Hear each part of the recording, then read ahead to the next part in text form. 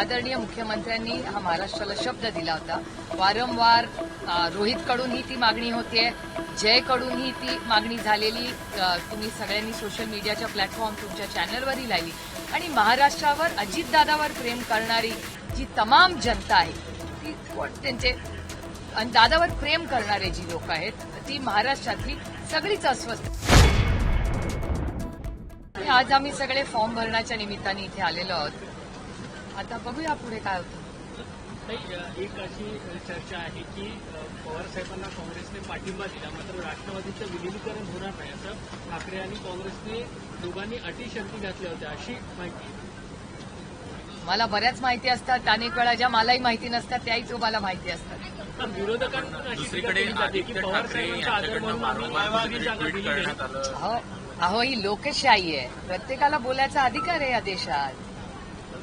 आदित्य ठाकरेंकडनं कुठेतरी ट्विट करण्यात आलं की आम्ही अजूनही जागा सोडलेली नाही. आज जर का पाहिजे तर ते उपस्थित देखील नव्हते, कुठेतरी नाराजी आहे. आज सगळे तेंडुलकरांकडे लग्न. एक तर मी उद्धवजींकडे परवाच्या दिवशी उद्धवजींना भेटायला गेले होते आणि आज संध्याकाळी 6:30 वाजता मी पुन्हा मातोश्रीवर जाणार आहे रश्मिताई, उद्धवजी आणि आदित्य आणि सगळ्या फॅमिलीला भेटायला आज संध्याकाळी 6:30 वाजता.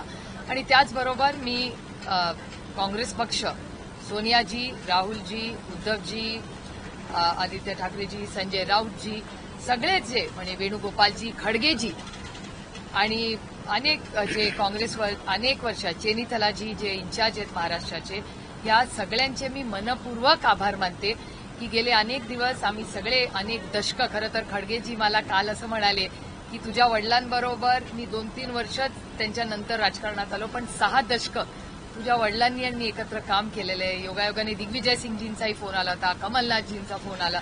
त्यामुळे ही 6 दशकाची प्रेमाची नाती आहे आणि त्यांना सगळ्यांनाच आनंद झाला की आदरणीय पवारसाहेब राज्यसभा लढतायत. आणि मी उद्धवजींचे आणि प्रत्येक शिवसैनिकेचे अंतःकरणातून आभार मानते. आणि योगायोग बघा की 2006 मध्ये मी राज्यसभेत पहिल्यांदा जेव्हा गेले तेव्हा मला अतिशय प्रेमाने तेव्हा बाळासाहेब हयात होते आणि माझंही इलेक्शन बिनविरोध 2006 झालं होतं.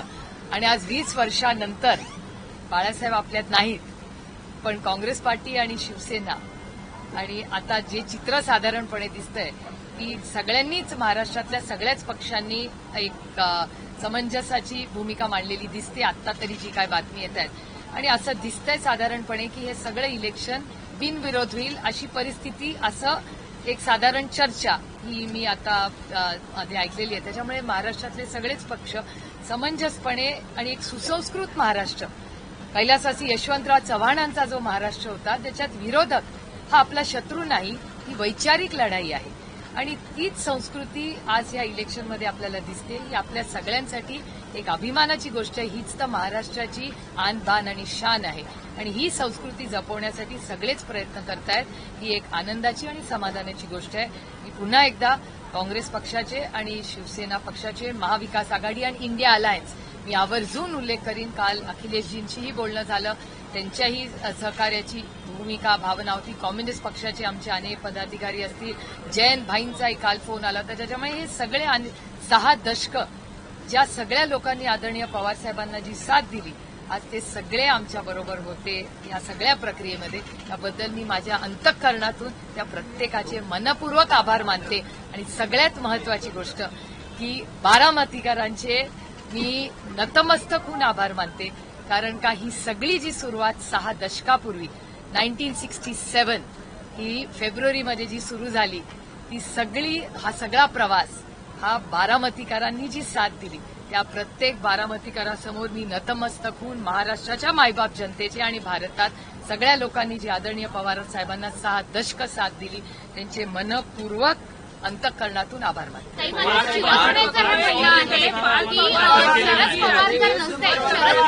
शरद पवार जर नसते तर आणि त्याचा ऐवजी तो दुसरा चेहरा असता पवारांच्या ऐवजी, तर मात्र शिवसेनेने नक्की उमेदवार दिला असता आणि आमचेच उमेदवार जिंकून आले असते असं शिवसेना. ही लोकशाही हो, लोकशाहीमध्ये प्रत्येकाला बोलायचा अधिकार आहे ना. आम्ही लोकशाहीवर प्रेम करणारे लोक आणि मी नेहमी चव्हाण साहेबांच्या विचारात काम करणारी एक कार्यकर्ती आहे. त्याच्यामुळे एका सशक्त लोकशाहीमध्ये भारतरत्न डॉक्टर बाबासाहेब आंबेडकरांच्या संविधानात आपल्याला तो अधिकार दिलाय आणि त्याच्यात कैलासवासी यशवंतराव चव्हाण साहेब नेहमी म्हणायचे की मतभेद हे असलेच पाहिजेत, मनभेद असता कामा नये. त्याच्यामुळे मतभेद भांड्याला भांडा थोडं लागलंच पाहिजे हो, नाहीतर तुमचं पण चॅनल कसं चालणार, 24 तास कसं चालवणार. एकीकडे शरद पवारांची प्रदीर्घ अशी कारकीर्द असताना पार्थ पवार सुद्धा पवार कुटुंबियातील एक सदस्य म्हणून आपली राजकीय सुरुवात केल्यानं करताना पाहायला मिळतात. राज्यसभेवरती ते देखील बिनविरोध जाणार आहे. माझ्या आज निवडून आलेल्या, आता बिनविरोध झालेल्या प्रत्येक उमेदवार जे आज राज्यसभेत जात आहेत त्यांना मनापासून शुभेच्छा आहेत. अनेक लोकांबरोबर आम्ही खूप वर्ष काम केलं. वडकुतेजी, आम्ही किती वर्ष एकत्र काम केलेले आहेत. आठवले साहेब, त्यांनाही सकाळी मला भेटले. दिल्लीत तर वारंवार भेट होत असते त्यांचीही भेट झाली. विनोद तावडेजी, ज्यांच्याबरोबर अनेक वर्ष आम्ही काम केलंय, गेले अनेक वर्ष त्यांनी अतिशय उत्तम काम हे बिहारमध्ये संघटनेसाठी केलंय. तर अनेक आम्ही ज्या आपल्या नागपूरच्या ज्या महिला होत्या त्यांना मी कधी भेटलेले नाही, पण त्यांनाही शुभेच्छा. एक आनंद आहे, एक कर्तृत्ववान महिला जर राज्यसभेत येत असेल, कुठल्या का पक्षात येईना, पण आम्हाला आनंद होतोय. एक नवीन नेतृत्व येत आहे आणि सगळ्यांना माझ्या मनापासून शुभेच्छा. CSR कंपनीची सीआयडी चौकशी पुणे पोलिसांकडनं केली जाणार आहे. त्यांचे व्यवस्थापक आणि मालक यांची सुद्धा तपास हा सगळा सीआयडीकडनं आता होताना पाहायला मिळणार. मला वाटतं आदरणीय मुख्यमंत्र्यांनी हा महाराष्ट्राला शब्द दिला होता. वारंवार रोहितकडूनही ती मागणी होतीये, जयकडूनही ती मागणी झालेली.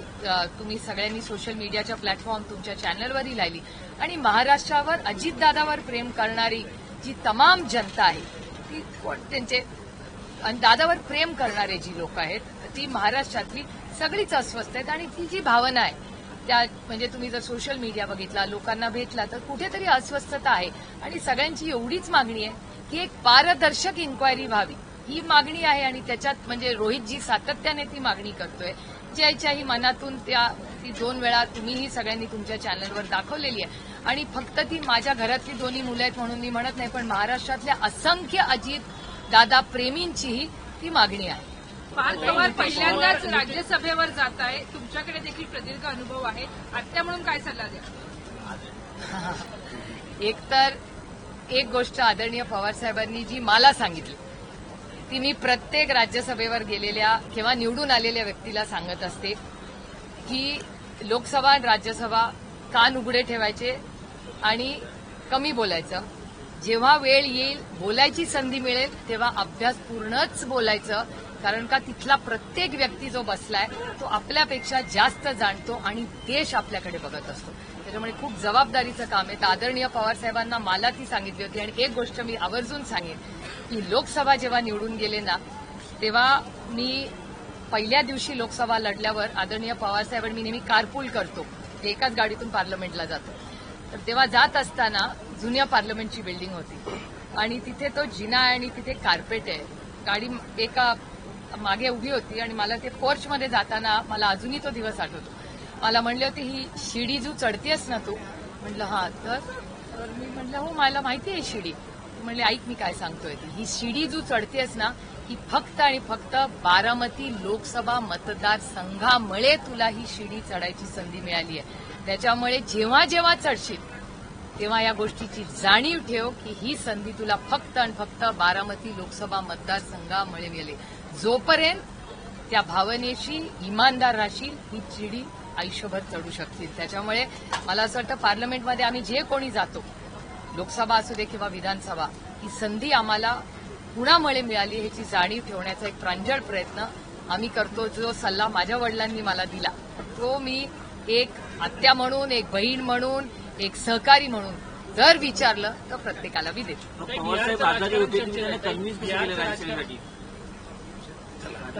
कुछ तो चीजें प्राइवेट होती है घर में. हिंदी में जानना चाहते हैं. आणि आप आरटीची इच्छा होती. हिंदी में जानना चाहते हैं. नामांकन दाखिल हो चुका है. बिहारशी संबंधित एक प्रश्न आहे. नितीश कुमार देखील राज्यसभेत जात आहे.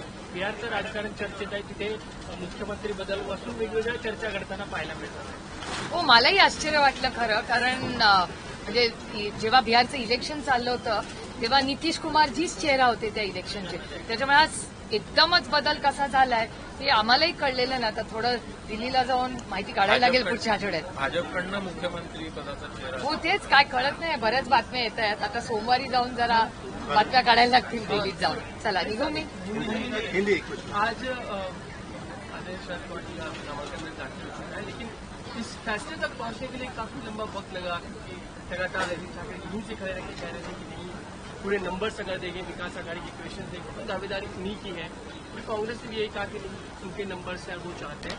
पवार साहब को आखिर बनेगी, इस निर्णय करते हुए काफी वक्त लगा, क्या अनबन ज्यादा थी? ठीक है, अनबन थोड़ी बात है, बात हो रही थी आराम से.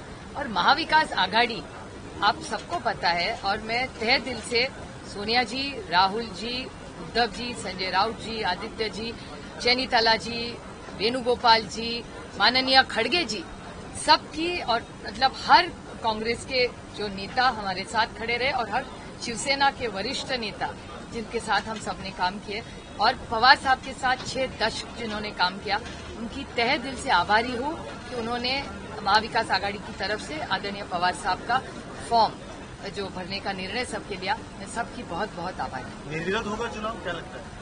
ये पता चलेगा, शायद आपको ही पता होगा ज्यादा मेरे से. लेकिन कई हम ये देख रहे थे कि निर्णय इतना आसान नहीं था, आदित्य लास्ट तक हमको नाराजगी नजर आई थी। ऐसा तो मुझे नहीं लगता है, ये तो पता है, मुझे तो नहीं लगता. मेरी सबसे लगातार बात हो रही थी, तो मुझे नहीं लगता ऐसा है. और मैं परसों भी उद्धव जी को मिलने गई थी, आज शाम को भी मैं पूरी ठाकरे फैमिली को मिलने, मैं रश्मिताई, उद्धव जी, आदित्य सबको मिलने शाम को भी आज जा रही हूँ. और कांग्रेस पार्टी को भी मैं सोनिया जी को सोमवार को मैंने उनका टाइम मांगा है, तो सोमवार को जब मैं दिल्ली रविवार रात को जाऊंगी तो सोमवार को मैं सोनिया जी, राहुल जी, प्रियंका जी, खड़गे जी सबको उनका टाइम मैंने मांगा है. जाके उनको मिलके हम सब पार्टी की तरफ से मैं आभार व्यक्त करना चाहती हूँ, तो उनका भी मैंने टाइम मांगा है. और आज शाम को मैं 6:30 बजे मातोश्री भी जाऊँ. दूसरा सवाल ये है कि जिस तरीके से पवार फैमिली के सारे निर्णय पवार साहब ही लेते कहा जाता है, तो आज पवार भी राज्यसभा के नामांकन दाखिल कर चुके हैं, तो एक ही सभागृह में दादाजी और पोता दोनों होंगे, तो क्या एक फैमिली का भी निर्णय कहीं था, इस प्रक्रिया में फैमिली भी इन्वॉल्व होगी? देखिए, फैमिली होती है और पार्टी होती है, दो अलग चीजें होती है. तो पार्टी का काम करती है, फैमिली है, दोनों मिक्स नहीं कर सकते. तो लेकिन चूंकि दोनों एक ही सभागृह में होंगे, तो कहीं ना कहीं आप उन्हें मार्गदर्शन की भूमिका में कहीं जाएंगी, किसके कामकाज करना है, लंबा अनुभव आपको रहा है. ये आपका बड़प्पन है कि मेरे लंबे अनुभव के बारे में जो चुन के आएगा उन सबको हम सब की तरफ से बहुत बहुत शुभकामनाएं और बधाई.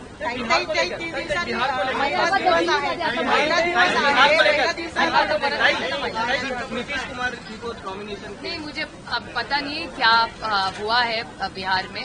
अब आप ही के चैनल पे सब देख रहे हैं, तो थोड़ा 1-2 दिन में दिल्ली में जाके पता होगा कि एग्जैक्टली क्या हुआ है. क्योंकि जब बिहार का इलेक्शन हुआ था तो वो नीतीश कुमार जी को नेता दिखा के ही इलेक्शन हुआ था, तो ये बदलाव क्यों आया ये तो पता करना पड़ेगा क्यों ये बदलाव आया. Thank you very much. सगळ्यांचे खूप खूप आभार.